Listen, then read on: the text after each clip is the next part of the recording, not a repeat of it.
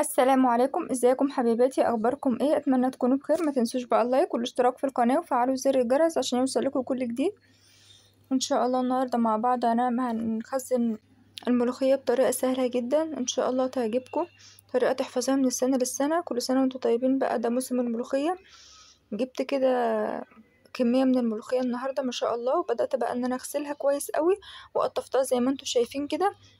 هاخد الحته اللي هي في الورقة دي زي ما انتوا شايفين، الحتة اللي فوق في الورقة دي، لان دي اللي هتعمل لي العرق. حطيت كده على النار حلة فيها شوية مية صغيرين وعلى معلقة بيكربونات الصوديوم. هي دي المادة اللي هتحفظ لي الملوخية بتاعتي من غير ما تغير لونها ولا طعمها ولا تسود ولا اي حاجة من السنة للسنة، وان شاء الله اجربها معاكم. وكل الملوخية اللي انا عملتها في الفيديوهات اللي فاتت كانت متخزنة عندي من السنة اللي فاتت، وشفتها ما شاء الله كانت خضرة ولا غيرت لونها ولا اي حاجة. هبدأ بقى وانا بكلمكم كده هقلب في الملوخية لحد ما تدبل زي ما انتوا شايفين كده، وبعدين هحطها في حاجة تبرد خالص، وبعدين هحطها في الخلاط واحط عليها شوية مية صغيرين واعملها في الخلاط كده. ده طبعا بديل بقى للمخرطة وتعب زمان. بصوا زي ما انتوا شايفين كده، اللهم بارك. طريقة سهلة وبسيطة، بس ما شاء الله العرق بتاعها عامل ازاي، ما شاء الله ما خدتش اي وقت. يا دوب بس هتحط على النار شويه ميه صغيرين ومعلقه بيكربونات الصوديوم وتحط فيها الملوخيه لحد ما تدبل خالص، وتاخدها على الخلاط مع شويه ميه. هنا بقى قلت اعمل معاكم شويه ملوخيه من اللي احنا عملناها دي. حطيت كده راس توم، وحطيت شويه كزبره وفلفلايه كده. هبدا بقى ادقهم بالهون واخدهم عشان نعملهم في طشة الملوخية. حطيت هنا شوية الملوخية اللي كانوا عندي، وخدت معلقة من الخلطة اللي انا عملتها في الهون دي، وقلبتها كده تقليبة. وبعدين حطيت طاسة على النار فيها شوية زيت، ونزلت بباقي الخلطة اللي انا عملتها اللي هو الثوم والفلفل على الكزبرة وشوية ملح، وهنزل بهم طشة على الملوخية زي ما انتوا شايفين كده. اللهم بارك. طريقة سهلة وبسيطة، ودي من الملوخية اللي احنا عملناها مع بعض للتخزين. قلت برضو عشان اعرفكم طريقة الملوخية بالمرة في الفيديو، يبقى كده طريقة تخزين الملوخية وطريقة طهي الملوخية. ممكن ما تحطيش فلفل لو ما بتحبيش الفلفل، بس انا الصراحة بحبه فيها يعني. ممكن تعمليها بتوم بس. طريقة سهلة وبسيطة ما شاء الله، اللهم بارك. بصوا زي ما انتوا شايفين. وطبعا الملوخية دايما بنعملها مع المحشي وكده. بصوا ما شاء الله جميلة ازاي. ما تنسوش بقى اللايك والاشتراك في القناة وفعلوا زر الجرس عشان يوصلكوا كل جديد. السلام عليكم.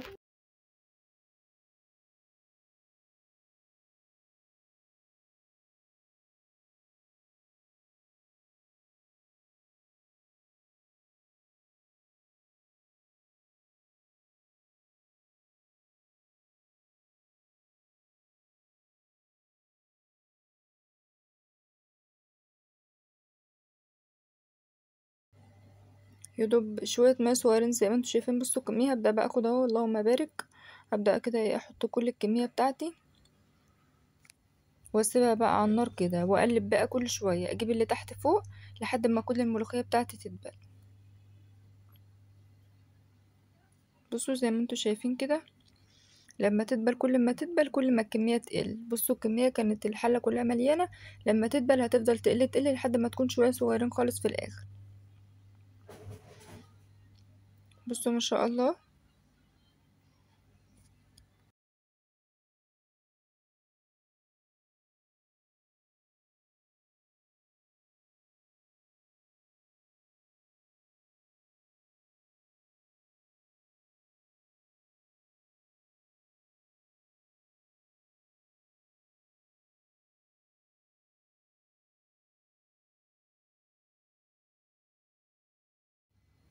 بصوا في الاخر وصلت لكمية قد ايه.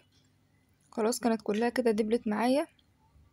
هقلب فيها شوية لحد ما الكذا ورقة دول يتبالوا برضو معايا، واتأكد ان كلها دبلت.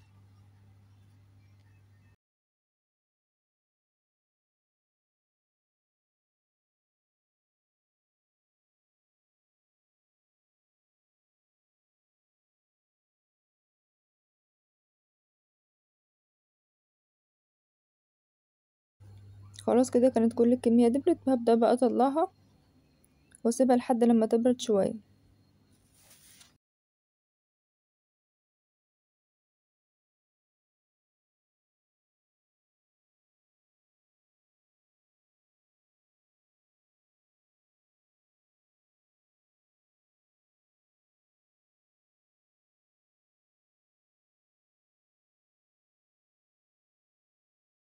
تفرديه بقى على اي حاجة، تحطها في طبق زي كده او تفردها على صينية او اي حاجة وتسيبها لحد لما تبرد خالص معاكي زي ما انتوا شايفين كده. اللهم بارك. كلها ايه يا دوب بس دبلت بالبيكربونات الصوديوم ويحافظ لي برضو على لونها الاخضر زي ما هو. هبدأ بقى احطها في الخلاط واحط عليها شوية ماء صغيرين خالص، وهي دي الطريقة بتاعتي. بديل بقى المخرطة ما عادش حد بقى بيخرطها زي ما انتوا شايفين كده. يا دوب حطيت نقطة مية عليها وحطيتها في الخلاط، وبصوا ما شاء الله اللهم بارك طلع عاملة ازاي.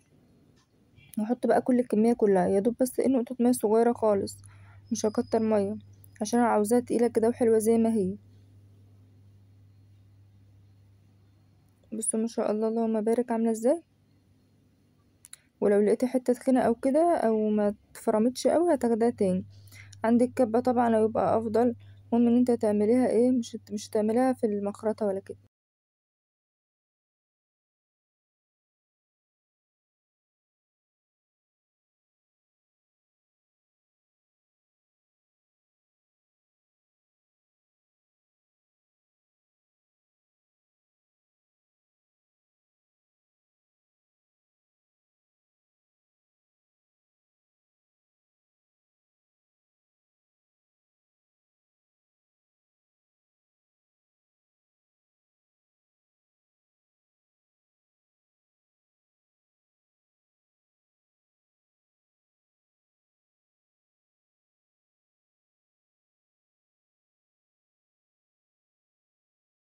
طريقة سهلة وبسيطة ومش هتاخد منك اي تعب ولا اي مجهود. ما شاء الله لما بارك. بصوا عاملة ازاي والعرق بتاعها عامل ازاي، احسن من 100 مخرطة.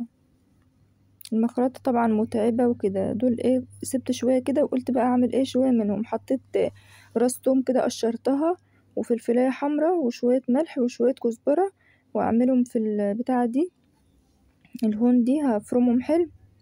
واعمل بقى شوية ملوخية. نزلت هنا بشوية شوربة وشوية الملوخية اللي عندي دول. وبعدين جبت طاسة على النار حطيت فيها التوم على الفلفل على الكزبرة وشوية زيت طبعا ونزلت بيهم عليها. واخد معلقة منها قبل ما احط الطشة، معلقة منها من التوم على الفلفل ده على الملوخية زي ما انتوا شايفين كده. افضل اقلب فيها شوية وبعدين اهو نزلت بالطشة. في ناس ما بتحبش تحط فيها طماطم ولا فلفل، عادي براحتك، انا بحب احط فيه. وان شاء الله المرة الجاية هبقى اجربها لكم من غير طماطم ولا فلفل، بس انا بحب الطريقة دي فيه، بتدي طعم حلو قوي. تقطعي طماطم صغيرة مع فلفل وتعمليها كده. بصوا ما شاء الله اللهم بارك كانت جميلة. فوائد والوانات كده حلوة بحبها بالطريقة دي. وطبعا الطريقة المعتادة ان احنا نقدمها مع المحشي. ما تنسوش بقى اللايك والاشتراك في القناة وفعلوا زر الجرس عشان يوصلكوا كل جديد. السلام عليكم، قبلكم في فيديو جديد.